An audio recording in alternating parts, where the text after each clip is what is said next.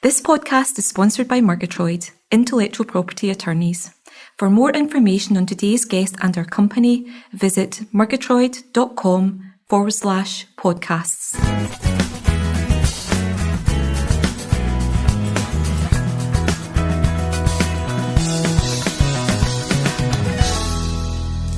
Hello and welcome to the 6th season of Murgitroyd's Innovation Talks podcasts. We're delighted you have joined us. If you have any questions, you can email us at innovation.talks@murgitroyd.com or contact us via Twitter @Murgitroyd. And please remember to subscribe so you don't miss any future episodes. So let's go straight into today's podcast. Hello, my name is Robert Youngberg. I am the Director of Patents at Murgitroyd's Nordic office, situated in Helsinki.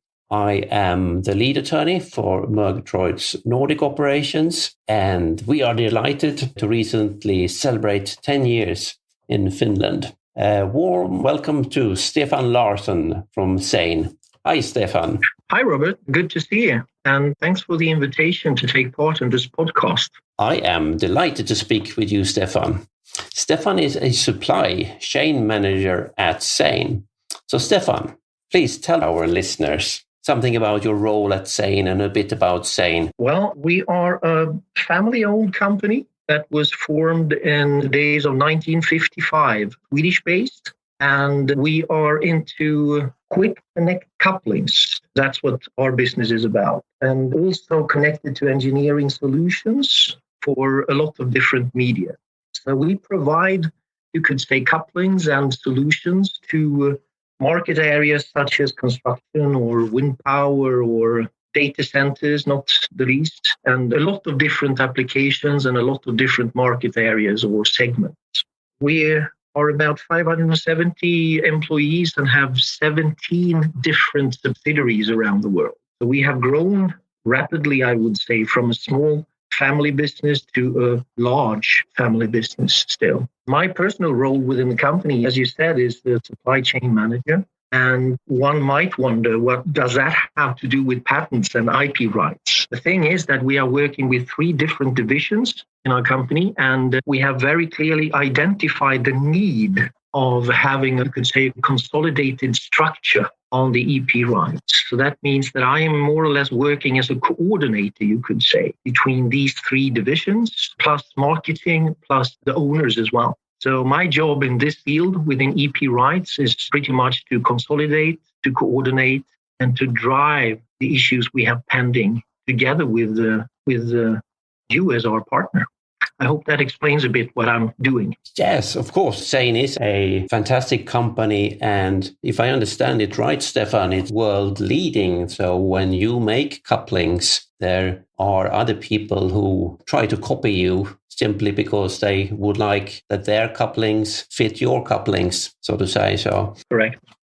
I mean, if you look at the different areas we are in, you could say that the real area where we are definitely leading the market, leading the development, is within what we call the high pressure segment, or some say ultra high pressure. And for those who are sort of involved in the business or understands it, that goes up to close to 4,000 bars. And that's extremely high pressures to take on a coupling. And that's definitely a field where we are leading the market. And as you rightfully say, we are also having people who are trying to copy us. Yes. And that's one thing that we do for you is every second month, we put together a search of your competitors and send that out to you.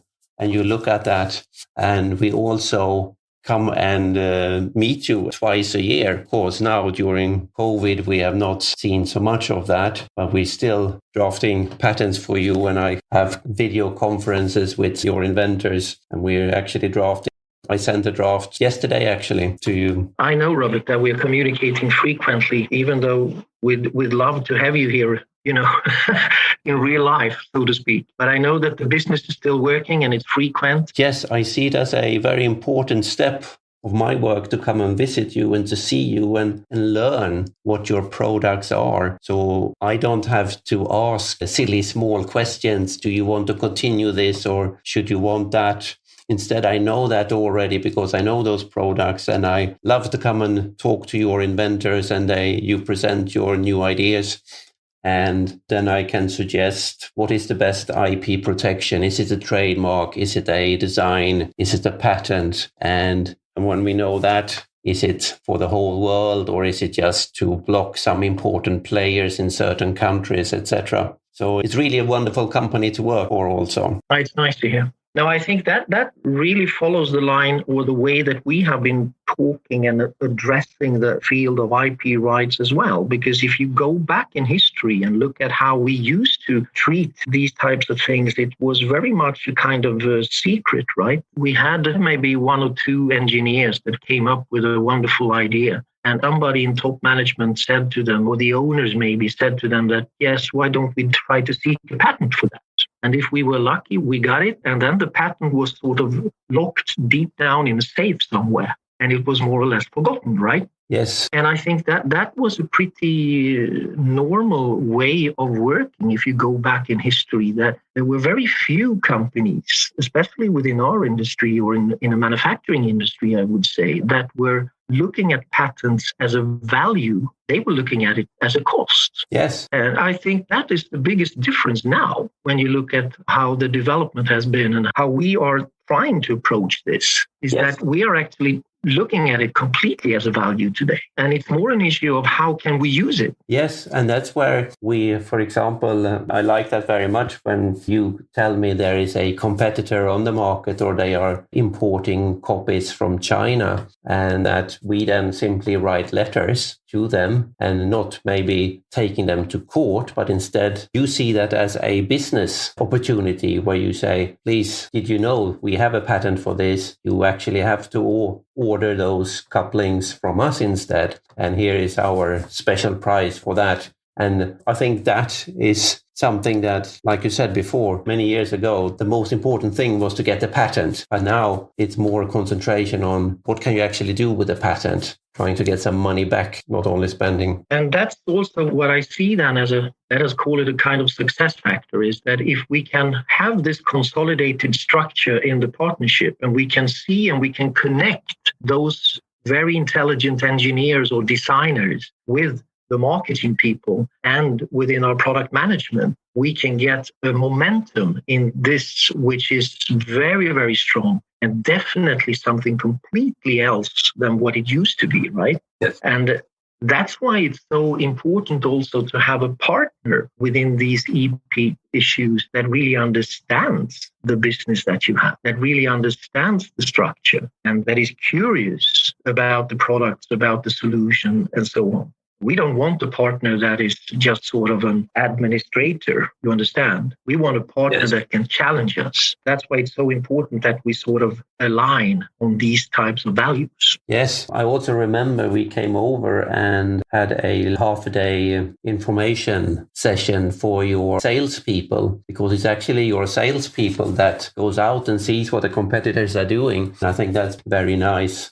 It's very interesting to hear how we work together and the results of that. Are there any particular challenges in your company that you're facing in your role? Oh, yes, for sure. And particularly in these times. I mean, now when we are having such a completely upside down world, I would say, and we are living under very, very awkward conditions due to COVID and all the negative effects that brings, for sure, we have challenges. I mean, we need to maneuver the complete company into this new normal, whatever it will be. And that is a real challenge on many, many different levels. And in my specific role as a coordinator and as a supply chain manager, I'm very concerned on how we are going to supply to our customers in the future, how the new supply chains will look. And indirectly, that will also have an effect on how to work with our IP rights, of course. I mean, we have sources and we have channels and we have customers all over the world, and we are protecting our brands and we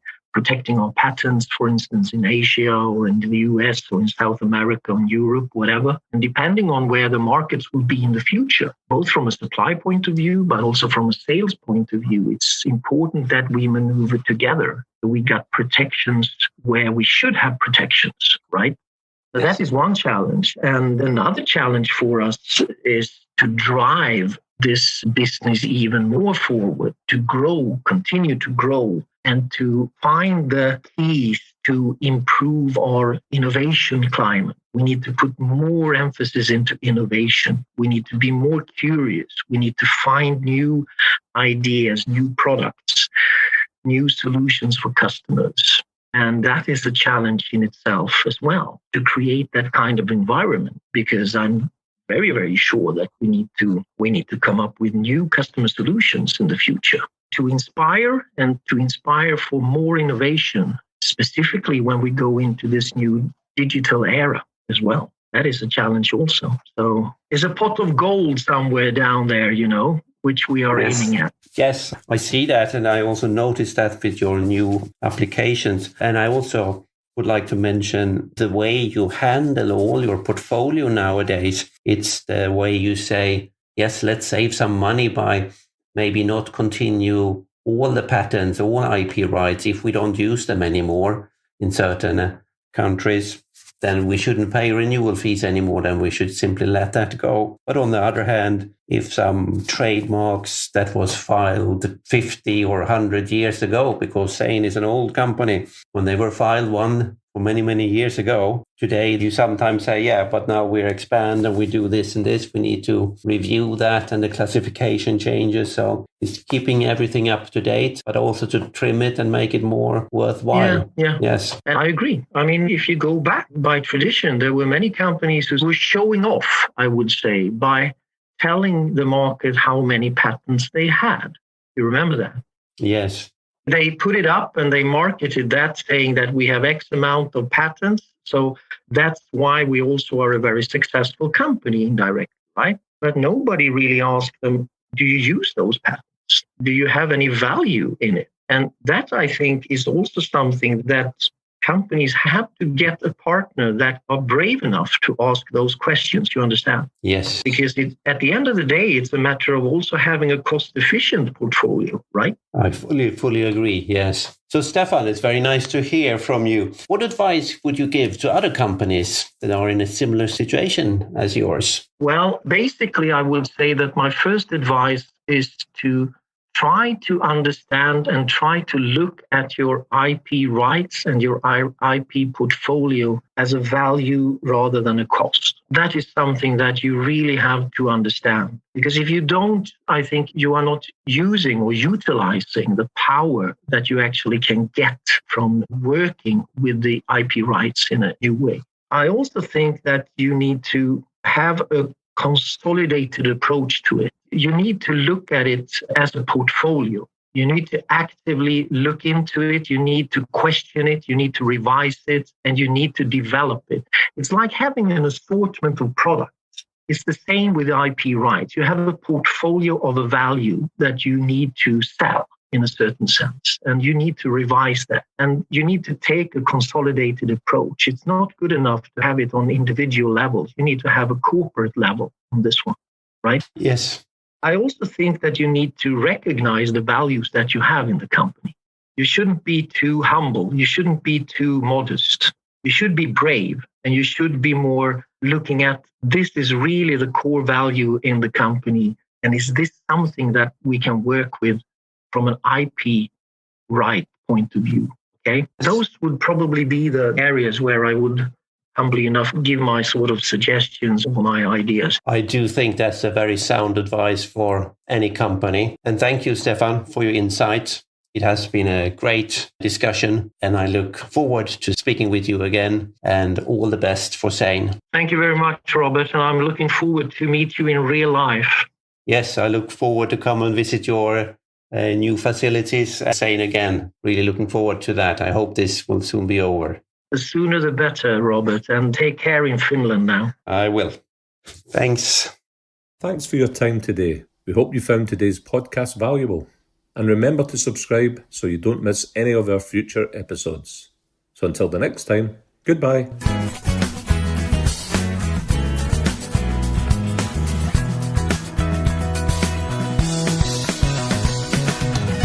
Our business is founded on trust and collaboration. The subjects we choose for our podcasts are topical and informative. We are always looking for suggestions for new topics for discussion, so if there's an area of IP that you're keen to understand better, please drop us a line at innovation.talks@murgitroyd.com.